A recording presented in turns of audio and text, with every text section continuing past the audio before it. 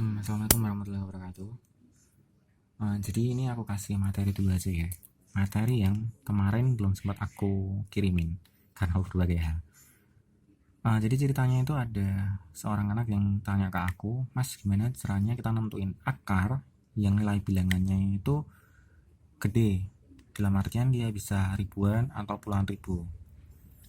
Sebenarnya kan akar juga udah diajarin di sekolah, cuman angkanya itu kecil dan ada beberapa yang bisa kita hafalin. Contohnya misalkan 12, 13, 14 sampai 16 tuh mungkin masih banyak yang hafal, yaitu 256. Nah, sekarang aku akan ajarin gimana caranya kita nyari angka akar yang dia itu bisa menjadi bilangan bulat dan hasilnya angkanya tuh gede, di atas ribuan.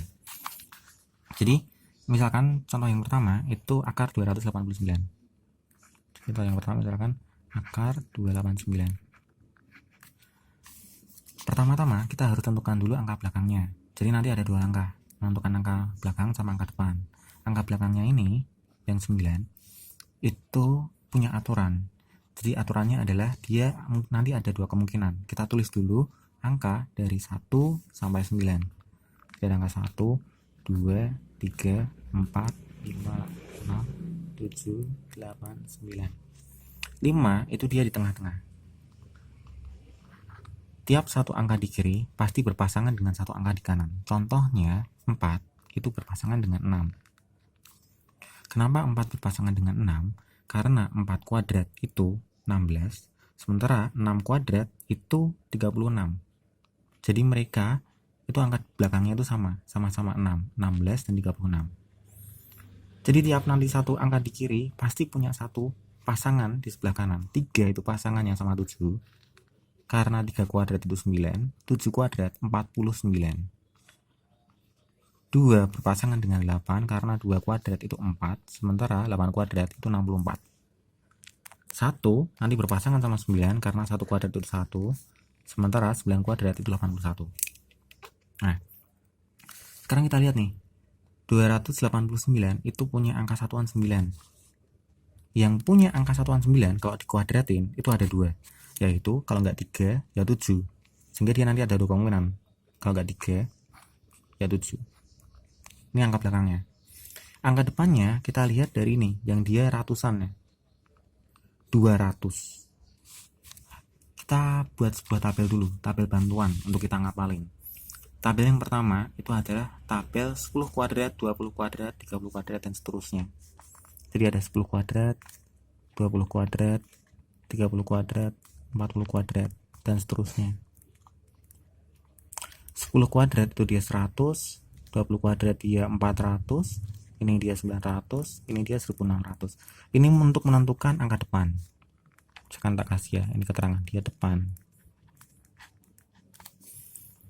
Nah, kita balik lagi ke sini. Karena dia 289, dia di antara 100 dan 400, sehingga angka depannya itu pasti 1.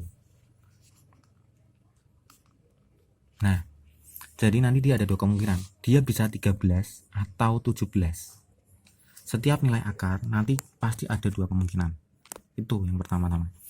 Nah, cara nentuinnya gimana, Mas? Cara nentuinnya kita bandingin sama nilai di tengah-tengahnya. Tengah-tengah antara 13 dan 17. Di tengah-tengah 13 sama 17 itu ada 15. Kita bandingin sama 15 kuadrat. 15 kuadrat berapa nih? Banyak yang hafal ya kemungkinan ya. 15 kuadrat itu 225. 289 kita bandingin sama 225, karena dia lebih tinggi, maka hasilnya pasti yang lebih tinggi juga, yaitu 17. Lumayan bisa menangkap ya. Sekarang misalkan aku kasih satu soal lagi, yang dia angkanya juga tak tambahin jadi agak gede lagi, yaitu akar 576.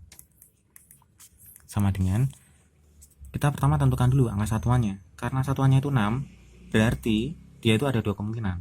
Kalau enggak 4 ya 6. Benar ya? Karena 4 kuadrat itu 16, belakangnya 6. 6 kuadrat 36, belakangnya juga 6. Nah, berarti ini dia ada dua kemungkinan, yaitu 4 atau 6. Angka depannya kita belum tahu nih. Dia 500. 500 itu di antara 400 dan 900. Sehingga angka depannya itu pasti 2. Nah, aku ulangi lagi, angka depannya itu 500. 500 itu dia sudah melewati 400, tapi belum sampai 900, sehingga angka depannya itu pasti 2. Kemungkinannya berarti 24 atau 26. Cara milihnya kita bandingin sama angka tengah-tengahnya, yaitu 25. 25 kuadrat berapa nih? Masih nggak masalah, karena mungkin masih banyak yang hafal, yaitu 625. 625 kalau dibanding sama 576 ini lebih kecil, sehingga hasilnya pastilah 24. Nah, gitu. Satu contoh lagi, kita gedein lagi angkanya. Sekarang melewati 1000. Misalkan yang gampang nih, sering kita jumpai, yaitu 1024. Akar 1024 sama dengan titik-titik per titik. Angka belakangnya 4. Yang angka satuannya 4 itu ada 2 kemungkinan. Kalau enggak 2 kuadrat, ya 8 kuadrat. Angka depannya itu kita lihat dari 1000. Karena 1000 sudah melewati 900 tapi belum sampai ke 1600, maka angka depannya pasti 3. Jadi antara 32 atau 38. Tentunya yang mana? Bandingin sama 35. Nah, masalah biasanya terjadi di sini. Kalau 15 sama 25 tadi kita hafal. Cuman, kalau misalnya lebih dari itu, apakah kita harus ngitung lagi? Kalau misalnya kita harus ngitung lagi, ya berarti percuma dong. Istilahnya kita nggak tambah cepat. Nah, ini rahasianya. Rahasianya adalah setiap angka yang dia punya angka satuan 5, jika dikuadratkan, dia akan membentuk pola. Ini maksudnya nanti aku jelasin ke tabel yang kedua. Jadi tabel pertama, tabel kedua adalah tabel bantuan. Kita tulis 15 kuadrat, nah, terus 25 kuadrat, 35 kuadrat, 45 kuadrat, terus 55 kuadrat, dan seterusnya. Nah, tadi 15 kuadrat itu 225. 25 kuadrat itu 625. Perhatikan bahwa belakangnya itu pasti 25. Tak jamin 100%. Jadi angka yang satuannya 5, itu kalau misalnya dikuadratin, belakangnya pasti 25. Ini berarti 25, ini 25, ini 25. Nah, sekarang untuk angka depannya. Perhatikan di sini kita punya 1, dia jadi 2. 2 jadi 6. Polanya gimana nih? Dan polanya ini harus sama ya, untuk bisa kita terapin ke semua bilangan ini. Kalau misalkan kita pakai penjumlahan, 1 jadi 2 karena tambah 1, 2 jadi 6 karena tambah 4, itu nggak bisa kayak gitu, karena polanya udah beda. Supaya dia sama, kita pakai pola perkalian. 1 menjadi 2 karena dia 1 dikali 2. 2 menjadi 6 karena 2 dikali sama 3. Sehingga jika 35 kuadrat, maka angka depannya adalah 3 dikali 4, yaitu 12. 45 kuadrat berarti angka depannya 4 kali 5, 20, 25. 55 kuadrat angka depannya 5 kali 6, 30, 25. Gampang, cepet dia, kita nggak usah perlu ngitung lagi. Kalau misalkan aku tanya pun, misalkan berapakah hasil dari 85 kuadrat, kalian gampang, 8 kali 9, 72, tambahin 25, jadi 72, 25. Sehingga 85 kuadrat itu adalah 7225.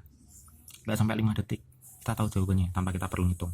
Nah, itu enaknya, nilai tengah itu pasti kita bisa cari dengan cepat. Kita balik ke sini ya. Ini ada 35 kuadrat. 35 kuadrat, tadi kita tahu bahwa dia 1225. Nah, kita bandingin sama ini, 1024 lebih kecil dari 1225, sehingga jawabannya pasti 32.